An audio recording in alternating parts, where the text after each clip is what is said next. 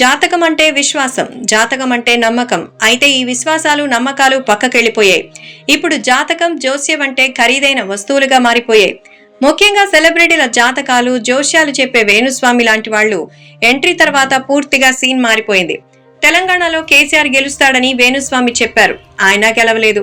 రేవంత్ రెడ్డికి సీఎం యోగ్యత లేదని చెప్పిన వేణుస్వామి ఏకంగా రేవంత్ సీఎం అయిపోయారు. 8 నెలల పదవీ కాలాన్ని పూర్తి చేసుకున్నారు.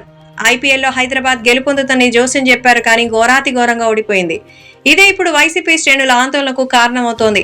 గత 2 సంవత్సరాలుగా సీఎం జగన్ మరోసారి గెలుస్తారని వేణుస్వామి చెప్పడమే కారణం. సినీ సెలబ్రిటీలకు జోస్యం చెప్పడం ద్వారా వేణుస్వామి ఫేమస్ అయ్యారు. చైతన్య, సమంత విడిపోతారని వేణుస్వామి చెప్పిన జోస్యం ఫలించింది. అక్కడి నుంచి విపరీతంగా ఫేమస్ అయ్యారు వేణుస్వామి. ఏ చిన్న అవకాశాన్ని కూడా విడిచిపెట్టలేదు.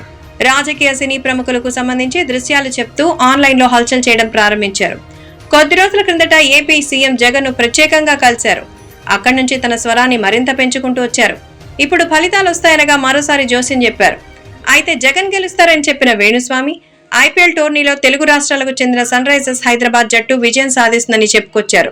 కానీ జట్టు ఓడిపోయింది. ఐపీఎల్ నుంచి నిష్క్రమించింది. అక్కడి నుంచి వేణుస్వామి సోషల్ మీడియాలో విపరీతంగా ట్రోల్ అవుతూ వస్తున్నారు. తెలంగాణలో కేసీఆర్ ఓడిపోయినప్పుడు కూడా ఇదే మాదిరిగా వేణుస్వామి సోషల్ మీడియాకు టార్గెట్ అయ్యారు. వేణుస్వామి బాధ అటుంచితే వైసీపీ శ్రేణులు మాత్రం చాలా ఆందోళనతో గడుపుతోంది. గత 6 నెలలుగా వేణుస్వామి చెప్పిన ఒక్క జోస్యం కూడా ఫలించలేదు.